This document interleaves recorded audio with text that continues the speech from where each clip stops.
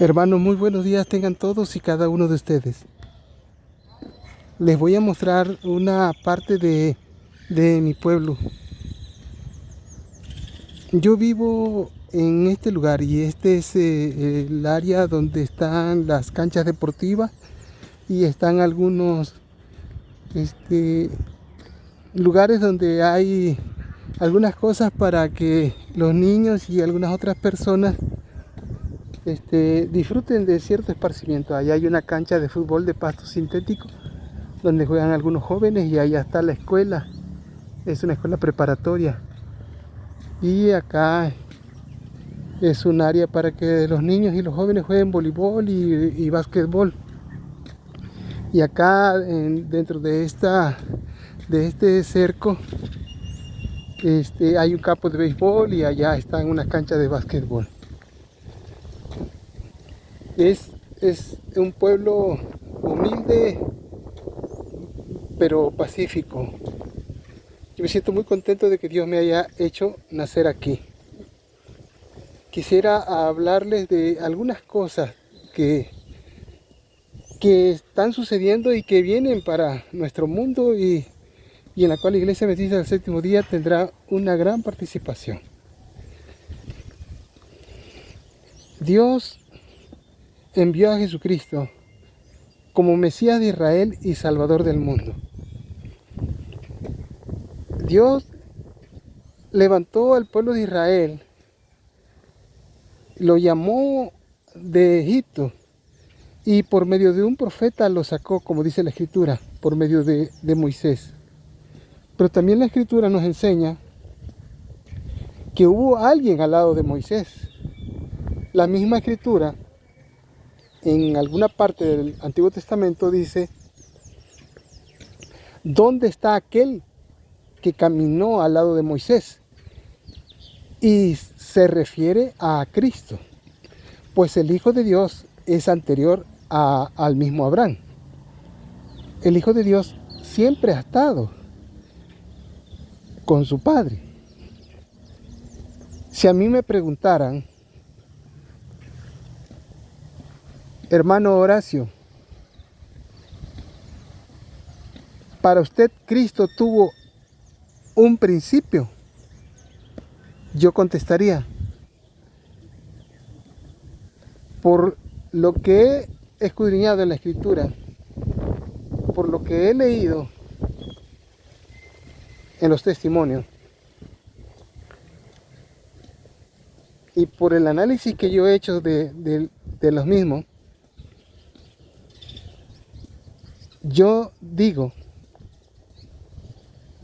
que Cristo para mí, para el hermano Horacio Cruz Rivas, es sin principio y sin fin. Para todo ser creado, para ángel, serafín, querubín, para todo ser humano y para toda la creación de Dios, el Hijo de Dios es sin principio y sin fin. Pero para el Padre, la Biblia enseña que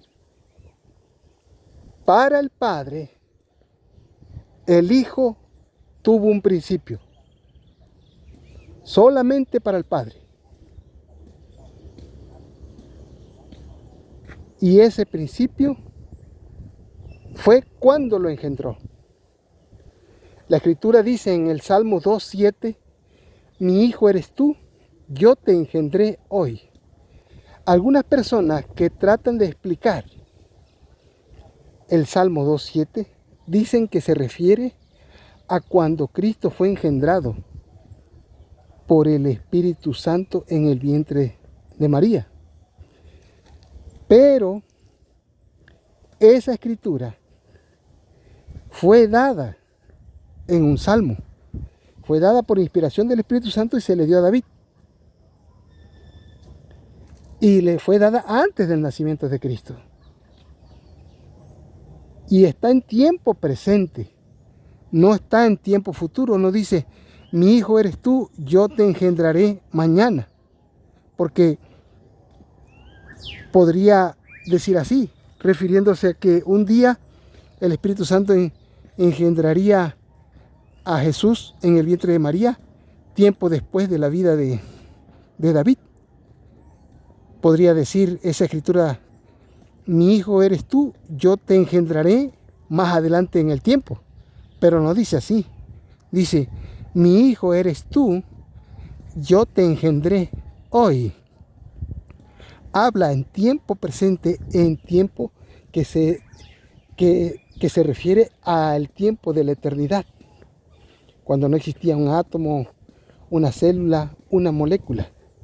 Pero la misma Biblia dice: las cosas secretas, las cosas reveladas son para los hombres y para sus hijos, mas las secretas son de Jehová. Y en esa escritura, categóricamente, Dios nos prohíbe que nosotros nos metamos en lo que no nos corresponde. Hay algunas cosas que nosotros debemos dejarlas a donde Dios dispuso que estuvieran. ¿Por qué? Porque esas cosas son de Dios y son cosas sagradas. Y Él no quiere que uno se meta en lo que no le corresponde. Algunos se han atrevido a preguntar quién creó a Dios. Eso es insensatez total. No podemos nosotros meternos en temas tan delicados, porque caeríamos en lo que cayó Cam, aquel que miró la desnudez de su padre. Cam vio la desnudez de Noé, y cuando Noé lo supo, maldijo a Cam. ¿De bonita? Igual ahora, si el hecho de que Cam vio la desnudez de Noé y Noé, por inspiración del Espíritu Santo, lo maldijo, ¿qué sería de nosotros si nosotros intentamos ver la desnudez de Dios? Ver su naturaleza, tratar de inquirir en lo que Él explícitamente prohíbe. Cristo es sin principio y sin fin. No hubo un tiempo en el cual para nosotros, como creación de Dios, Él no haya existido o no haya estado a la diestra del Padre. Él es el Hijo unigénito de Dios, el primogénito. Pero en el Salmo 2:7 dice: mi hijo eres tú, yo te engendré hoy. Dios sacó vida de sí mismo, engendró a Cristo. Por eso Cristo dijo: yo del Padre he salido. Por eso la palabra hijo se refiere a alguien que sale de la persona. Algunos han tratado de desvirtuar esto que enseña la Biblia y dicen que eso no es así. Cuando una madre da a luz un hijo, ella ya dio a luz a un hijo que le fue engendrado en su vientre por su esposo. Por eso el ser humano es progenitor, o sea que el ser humano, Dios le dio esa virtud de ser partícipe en la generación de la vida, pero es el poder y la obra de Dios lo que hace ese milagro.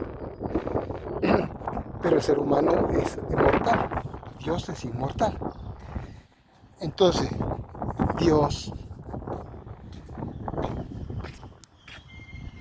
engendró a Jesús, y Jesús es el Hijo de Dios, porque Dios lo engendró. Pero a nosotros no nos corresponde cómo, cuándo, dónde y en qué momento sucedió eso, sino que la Biblia nos enseña que eso sucedió en la eternidad. Pero para mí, Cristo es sin principio y sin final. Y también la Escritura enseña que hay tres personas divinas en la deidad: el Padre, el Hijo y la persona del Espíritu Santo. Algunos consideran que nada más existe Dios y existe su Hijo, pero no aceptan que el Espíritu Santo es una persona. Es más, hasta llegan a afirmar que Cristo y el Espíritu Santo son la misma persona. Pero podemos destruir o derrotar ese postulado fácilmente si nosotros, por ejemplo, preguntamos a esas personas, cosa que yo les he preguntado: ¿el Espíritu Santo sangra? Y me han contestado que no. Les pregunto: ¿el Espíritu Santo es humano? Y me han contestado que no. Y les digo: ¿el Espíritu Santo se engendró a sí mismo en el vientre de María? Me han contestado que no. ¿El Espíritu Santo nació como un niño en esta tierra? Me han contestado que no. ¿El Espíritu Santo caminó aquí en la tierra en forma de hombre? Me han contestado que no. ¿El Espíritu Santo anduvo entre la muchedumbre y fue apresado por los judíos y los líderes romanos y fue enjuiciado y luego crucificado? Y me han dicho que no, que el Espíritu Santo no fue enjuiciado, no fue llevado ante Pilato ni Herodes, ni fue azotado, ni nada de eso. Le he preguntado si el Espíritu Santo muere y me han dicho que no. Les he preguntado si el Espíritu Santo resucitó, se le apareció a los discípulos y ascendió a los cielos y se sentó a la diestra del Padre. Me han dicho que no. Y entonces les he preguntado yo: entonces, si el Espíritu Santo no es humano, si el Espíritu Santo no sangra, si el Espíritu Santo no se engendró a sí mismo en el vientre de María, si el Espíritu Santo no caminó en la tierra como hombre, si el Espíritu Santo no anduvo haciendo bienes, si el Espíritu Santo no murió y no resucitó y no ascendió a la diestra de Dios el Padre, ¿cómo es que ustedes dicen que el Espíritu Santo y Cristo son la misma persona? Y entonces ahí se han quedado sin respuesta y no me han podido decir nada. Claro que el Espíritu Santo y Cristo son dos personas diferentes. Cristo intercede ante Dios mostrando sus heridas, levanta sus manos ante su Padre y pide misericordia y clemencia para la humanidad. Y el Espíritu Santo intercede con gemidos indecibles.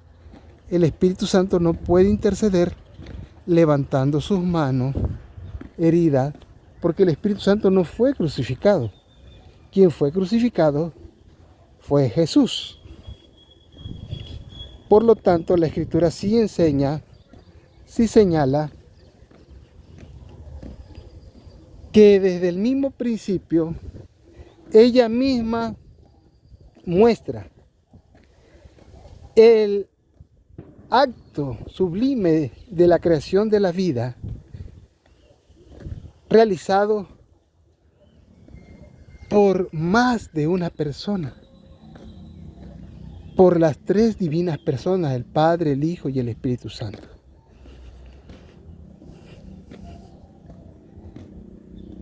En Génesis capítulo 1, que es el comienzo de las Sagradas Escrituras, dice: en el principio creó Dios los cielos y la tierra. En el mismo principio de la Escritura se sientan las bases de que Dios no estaba solo en la creación, porque la palabra que se utiliza en Génesis 1:1 en las escrituras hebreas es Elohim o Elohim. Elohim es Dios en plural y Eloat es Dios en singular. Entonces, si nosotros interpretamos Elohim, nosotros entenderíamos que ahí dice, o entendemos que ahí dice: en el principio, personas divinas crearon los cielos y la tierra. Es decir, que en el principio Dios no estaba solo en la creación. Y eso lo podemos ver cuando la Escritura dice Con Él estaba yo cuando Él trazaba el círculo. La Escritura dice, yo la sabiduría fui engendrada antes de que existieran. Y empieza a narrar la Escritura que la sabiduría, aquí personificando a Cristo, fue engendrada antes de que los montes existieran. Entonces, a nosotros no nos corresponde meternos más allá de donde la Biblia nos autoriza. Algunas personas dicen, bueno, es cierto que el Padre creó todas las cosas. También es cierto que el Hijo creó todas las cosas. Pero dudamos de que el Espíritu Santo haya creado todas las cosas.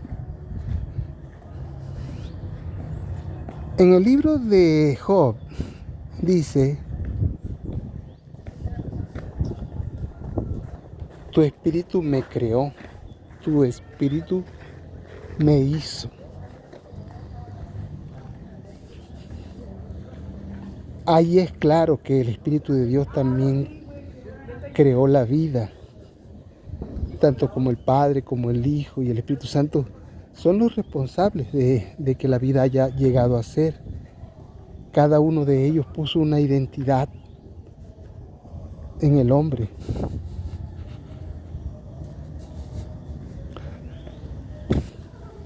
El Padre está representado por el Antiguo Testamento, el Hijo está representado por el Nuevo Testamento y el Espíritu Santo está representado por la ley de Dios. Así como el Espíritu Santo vive en el Padre y vive en el Hijo, asimismo el Espíritu Santo, que está representado por la ley de Dios, está en el corazón del Antiguo Testamento y está en el corazón del Nuevo Testamento. Así como el Espíritu Santo está en el Padre y así como el Espíritu Santo está en el Hijo, asimismo la ley de Dios está en medio del Antiguo Testamento y también está en medio del Nuevo Testamento. La ley de Dios fue dada en el Sinaí. Ahí fue proclamada. Y también la ley de Dios fue proclamada en el Calvario. En el Sinaí fue proclamada la necesidad de un Salvador. Y en el Calvario fue proclamada la perpetuidad de la ley de Dios. El Sinaí y el Calvario hablan a una voz. No son dos voces. No son dos voces contrarias. Son una voz que habla en la misma dirección, que habla en la misma palabra de Dios. Nosotros podemos ver que tanto la voz del Padre como la voz del Hijo no están en contradicción, sino que ellos están en una armonía infinita. Tanto el Padre como el Hijo viven en armonía. Cristo camina en armonía dirigido por su Padre. Así el Antiguo Testamento y el Nuevo Testamento empalman, no están en contra. Algunas personas han tratado de hacer creer que el Antiguo Testamento es sábado y que el Nuevo Testamento es domingo, pero eso no es así. El sábado es el corazón de la ley de Dios, porque ahí está el nombre de Dios en el cuarto mandamiento, y el sábado es el corazón del Nuevo Testamento, porque ahí está ejemplificado el amor de Cristo a su Padre y el amor de Cristo hacia los demás. En el sábado nosotros podemos encontrar la invitación que hace Dios a adorarlo a Él y la invitación que hace Dios para amar a nuestro prójimo. Entonces la Iglesia Adventista del Séptimo Día se enfrenta a la cuestión de que el arrianismo está entrando en la Iglesia Adventista, pero el arrianismo no viene de Dios. Pero también está entrando otra doctrina peligrosa, que es el trinitarismo. El hecho de que la Biblia hable de que existen 3 personas divinas no significa que Dios sea una trinidad. La Biblia habla, dice, en él habita la plenitud de la deidad. No es lo mismo la deidad que la Trinidad. La deidad se refiere al Padre, al Hijo y al Espíritu Santo. Cuando la Biblia se refiere al Padre, al Hijo y al Espíritu Santo, la Biblia les llama la deidad. Yo fui católico de nacimiento hasta los 10 años. Y allá a la deidad le llamábamos la Trinidad. Creer en la Trinidad tendríamos que creer en muchas cosas que la Iglesia Católica interpreta. Es más, tendríamos que rezar el Kikutmen. El Kikutmen más o menos dice así: Santísima Trinidad, yo me dirijo a ti, y entonces empieza una oración que es un rezo. Y estoy seguro que ningún adventista ni ningún cristiano de ninguna denominación quisiera rezar el Kikutmen. Ahora, la Trinidad es el máximo misterio de la Iglesia Católica. Tanto la Trinidad como el arrianismo son creencias católicas. La Iglesia Católica tiene 2 grandes escuelas teológicas, que son, uno, el trinitarismo, y 2, el arrianismo. Pero a las Sagradas Escrituras no se le pasó nada. En el libro de Daniel dice el profeta que él vio cuando al salir un cuerno pequeño derribó a 3 cuernos. Bueno, esos 3 cuernos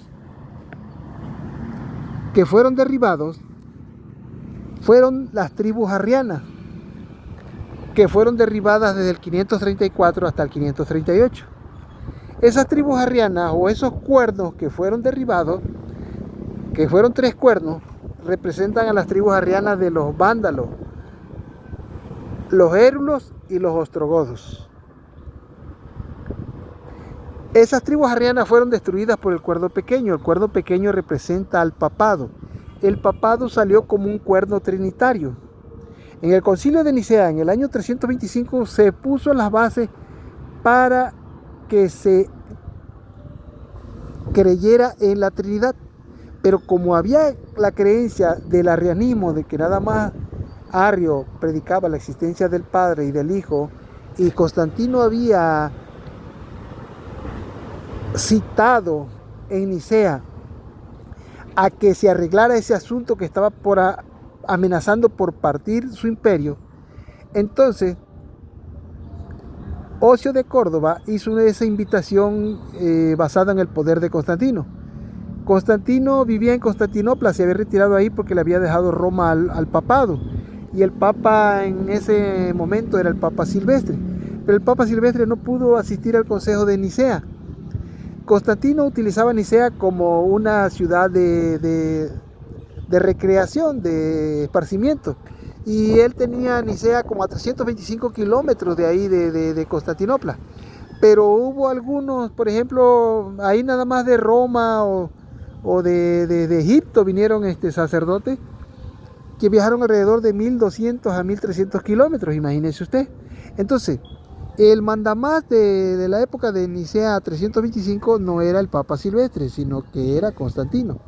Entonces Constantino estuvo ahí presente en Nicea, pero el que estuvo a cargo en cierto sentido, empezar a dirigir esa reunión era Ocio de Córdoba. También se encontraba ahí muchos sacerdotes que vinieron de muchos lugares del imperio. Pero esta reunión fue entre puros católicos. Así como la Torre de Babel fue construida por puros rebeldes que se separaron de los fieles que estaban en la montaña.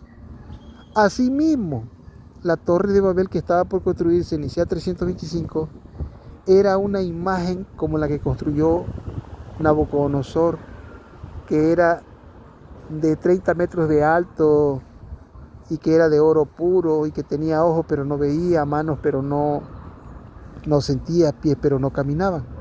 La estatua de Nabucodonosor, que tenía aproximadamente 30 metros de alto, representa la edad de Cristo, aunque Nabucodonosor ni los que estaban ahí lo sabían. Quizás solo el profeta Daniel y a alguno que Dios le haya revelado eso. Y la anchura de la estatua de Nabucodonosor tenía aproximadamente 3 metros y tantito, que representa la edad del ministerio de Cristo. Y al ser de oro simboliza la divinidad. Entonces Nabucodonosor estaba levantando una imagen a la cual pedía que se le postraran todos, hasta los hebreos. Muchos hebreos se le postraron y muchísimos paganos. Solo habla de que unos fieles no se le postraron a esa imagen, los amigos de Daniel. Y esa imagen que se levantó representa que el mensaje de Cristo que Él trajo mediante la iglesia apostólica y que recogió las gemas de verdad, las gemas verdaderas que le dio al judaísmo, Cristo las recogió y las unió con las verdades que Él trajo y las engastó en un mejor ornamento que es la iglesia apostólica, la iglesia cristiana. Entonces, el Nabucodonosor moderno, el Constantino y posteriormente el papado, construyeron una imagen llamada la Trinidad Arrianismo. Nosotros podemos ver que en los versos que dicen que un cuerno pequeño derribó a 3 cuernos, podemos ver que el cuerno pequeño es un cuerno trinitario de la Trinidad, y los 3 cuernos que fueron derribados eran cuernos arrianos. Salta a la vista que tanto el cuerno pequeño trinitario como los 3 cuernos arrianos formaban parte de la bestia indescriptible. Por lo tanto, la Trinidad y el arrianismo no son parte del Evangelio eterno. Y así como allá en el tiempo de la Torre de Babel, los fieles se quedaron en las montañas y los rebeldes, tercos, infieles, pertinaces, bajaron a una planicie de la tierra de Sinar y construyeron una torre para que la gente no se esparciera. Asimismo, en Isaías 325 se construyó una imagen para que todo el cristianismo quedara supeditado a Roma, al Constantino y posteriormente al papado. Pero así como Dios confundió las lenguas allá en Babel, así confundió las lenguas en Isaías 325, en el año 325, y a partir de ahí se formaron ya no nada más la Iglesia Católica, sino que a partir de ahí empezaron a formarse los grupos que surgieron posteriormente a cuando fueron apareciendo los reformadores. Ya de ahí salieron las iglesias que ahorita conocemos. Por eso hay una ramificación de voces. Confundió Dios su lengua. Pero el pueblo que Él eligió desde el principio sigue manteniendo el lenguaje. El lenguaje no solamente es el lenguaje hebreo, sino que es el entendimiento de la palabra de Dios, de las Escrituras. Es el lenguaje que se habla en Canaán. Yo conozco ese lenguaje porque el Señor me lo dio a hablar. Entonces, esto que les platico, eso es lo que el Señor me reveló a mi entendimiento. Tanto el arrianismo como el trinitarismo son las dos grandes escuelas de la Iglesia Católica. La Biblia no habla del arrianismo, tampoco habla de la Trinidad. La Biblia habla de la deidad. Cuando la Biblia se refiere al Padre, al Hijo y al Espíritu Santo, les llama la deidad. Hay 3 personas divinas. Ellos fueron los encargados de crear la vida. Son los responsables de la existencia de todo ser viviente y de la creación en sí. El Espíritu Santo es una persona porque habla, prohíbe. Buenos días. Él es maestro de justicia. Él trabaja para exaltar a Dios y para exaltar la obra de Cristo. El Espíritu Santo tiene ojos, tiene rostro, escucha, Él tiene boca, habla. Le prohibió a los discípulos que entraran en Asia en un tiempo determinado. Él sabía por qué. El Señor se goza en mandar a su Espíritu Santo. El Espíritu Santo es la omnipresencia del Padre y la omnipresencia del Hijo. El Espíritu Santo no nada más es el Espíritu de Cristo, como afirman los arrianistas. El Espíritu Santo también es el Espíritu del Padre, el Espíritu de Dios. El Espíritu Santo es el Padre haciendo uso de su omnipresencia. El Espíritu Santo es Cristo haciendo uso de su omnipresencia. El Espíritu Santo es una persona. Es un misterio, no alcanzamos a percibir, a comprender, a explicar el misterio de la persona del Espíritu Santo. A nosotros nos corresponde ser humildes y entender que la Biblia habla de 3 personas divinas. El Antiguo Testamento representa al Padre, el Nuevo Testamento representa al Hijo y la ley de Dios representa al Espíritu Santo. Por eso cuando la Biblia dice que somos sellados por el Espíritu Santo y la hermana Juay dice que somos sellados con el sello del sábado, se están refiriendo a lo mismo. Significa que el Espíritu Santo está representado por la ley de Dios, y la ley de Dios en 2 palabras es el sábado, porque el sábado nos impulsa a adorar a Dios sobre todo, a amar a Dios sobre todas las cosas, a adorarlo y a amar al prójimo como a nosotros mismos. El Espíritu Santo es quien nos sella con el sábado. El sábado es el sello de Dios porque el Espíritu Santo es quien sella, es la persona que sella. El sello no se mueve solo. El sello en una oficina de correos, en una oficina postal, el sello lo usa el que te atiende. Cuando llegas, él sella. El sello está ahí, pero el sello no se mueve solo, lo ocupa el sellador, la persona que sella. Somos sellados por el Espíritu Santo. El Espíritu Santo es el que nos sella. El Espíritu Santo está representado por la ley de Dios. Por eso, cuando la hermana White dice que somos sellados por el sábado, o el sábado es el sello, se está refiriendo a lo mismo que la Biblia dice, que el Espíritu Santo, somos sellados por el Espíritu Santo.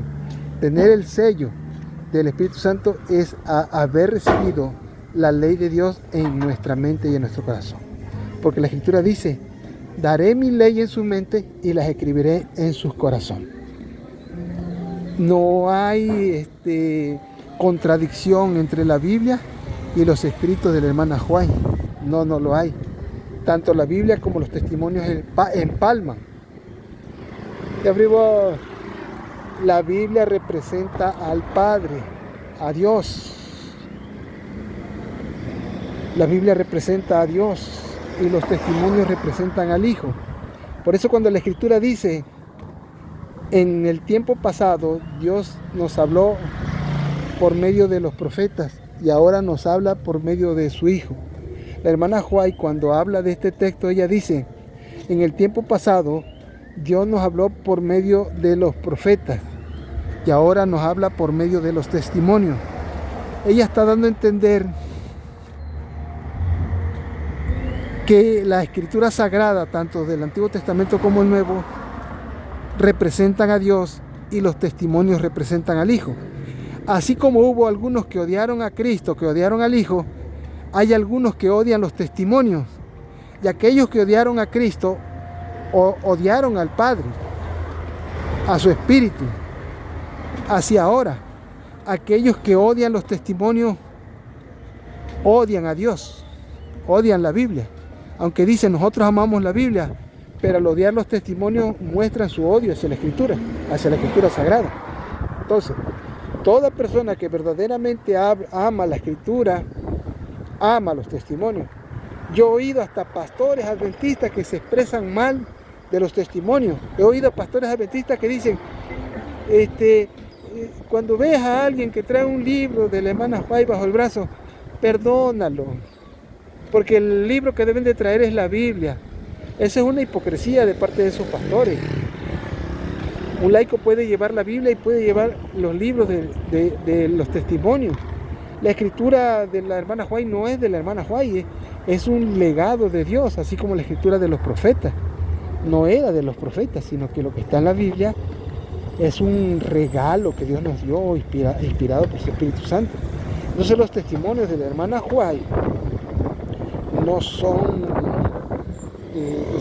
creación de la hermana White, sino que son testimonios que Dios los inspiró. Dios los inspiró a que fueran escritos para beneficio de la iglesia, pero también para beneficio del mundo. Y se puede ver la hipocresía de algunas personas que, diciendo que aman la escritura, aborrecen los testimonios. Es más, hay predicadores de la Iglesia Adventista del Séptimo Día que prescinden o no usan los testimonios en su predicación. ¿Cuánta ayuda tendrían, de cuánta ayuda les serían que ellos explicaran la escritura mediante los testimonios? Pues Cristo es la revelación de Dios, así los testimonios te explica la escritura de una forma más profunda. Nada más, por ejemplo, citaré el hecho de que todo el Antiguo Testamento está contemplado, en los libros de patriarcas y profetas y reyes. Y el Nuevo Testamento está contemplado en Hechos de los Apóstoles, en el deseado de toda la gente, Hechos de los Apóstoles y el conflicto de los siglos. Entonces, nosotros tenemos que aceptar la verdad tal cual es en el Señor. Hay un Dios verdadero, porque la Escritura así lo dice. Dice, para nosotros, sin embargo, hay un solo Dios, el Padre. Una sola fe, un solo bautismo, un solo Señor y un solo Espíritu. Para nosotros, sin embargo, hay un solo Dios, el Padre, un solo Señor, Jesucristo, una sola fe, un solo bautismo y un solo Espíritu Santo. Pero la Biblia dice que ellos son la deidad, no la Trinidad. En la deidad, el Hijo fue engendrado por Dios en la eternidad.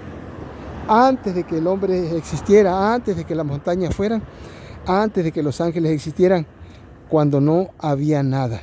En la deidad, Dios engendró a su Hijo. Pero en la Trinidad, no. En la Trinidad no hay engendramiento del Hijo. Por lo tanto, la Trinidad destruye el mensaje bíblico y destruye el mensaje adventista. Los fundadores de la Iglesia Adventista no creían en la Trinidad, no porque fueran arrianos. No, ellos no eran arrianos, ni semiarrianos. Quizás algunos de ellos tenían ideas arrianas o ideas semiarrianas. Pero cuando llegaron ya a la fe verdadera, ellos comprendieron que la hermana White les hablaba de 3 personas divinas. Los arrianos utilizan los escritos de la hermana White para decir que no existe el Espíritu Santo. Pero la hermana White tiene hartas citas, muchísimas citas, en donde ella claramente afirma que existen 3 personas en la deidad. La Biblia nunca habla de la Trinidad, nunca usa la palabra Trinidad. Y en los escritos de la hermana White tampoco aparece la palabra Trinidad. Pero en la Biblia sí aparece la palabra deidad. Y también en los testimonios, en los escritos de la hermana White, aparece la palabra deidad. Esa es la palabra correcta que se debe de usar cuando se habla del Padre, del Hijo y del Espíritu Santo. Ellos son quienes crearon la vida. Ellos son los responsables de la vida. Ellos son los que trajeron al hombre a la existencia. Ellos son los que nos llevan a salvación. El Padre dirige las cosas, dirige a Cristo. Cristo murió por nosotros. Y el Espíritu Santo mora en nosotros para exaltar a Dios, a su Hijo y a su Hijo. El Espíritu Santo hace una obra y esa obra también la ha hecho el Padre y la ha hecho el Hijo. La hacen los tres de manera infinitamente armoniosa. Podemos ver que el Padre es ley, el Hijo es gracia, y que el Salmo dice: la justicia y la paz se encontraron, la misericordia y la verdad se besaron. ¿Y en dónde sucedió eso? Eso sucedió en el Sinaí. La ley y la gracia estaban enemistadas, pero en Cristo encontraron reconciliación, porque la ley demandaba la vida del pecador, pero la gracia te daba el perdón, el indulto. Por la muerte de Cristo, la ley queda satisfecha, y por la muerte de Cristo, el pecador recibe el perdón. No hay contradicción entre la ley de Dios y la gracia que Él envió por medio de Jesús. Bien entendido el Evangelio eterno, bien entendido la Sagrada Escritura, vemos la armonía del Antiguo Testamento con el Nuevo Testamento, y podemos ver y constatar que Dios y su Hijo están en armonía.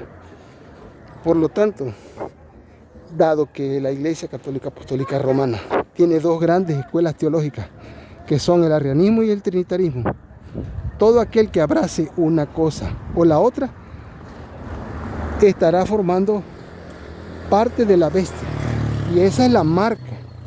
La marca de la bestia es el domingo, pero el domingo tiene una identidad, y esa identidad es el trinitarismo y el arrianismo. Todo aquel que cree en la Trinidad y que cree en el arrianismo está sentando las bases para que la marca de la bestia le sea impuesta. El sello de Dios es el sábado. El sábado señala al verdadero Creador, a Jehová de los ejércitos. Y el arrianismo y el trinitarismo señalan al Dios del domingo. Y el domingo señala a la Trinidad como Creador. Ahí está la iglesia que profesa la Trinidad. Por eso están las dos torres. Una torre es la Trinidad y otra torre es el arrianismo. Es la iglesia que profesa el arrianismo y la Trinidad.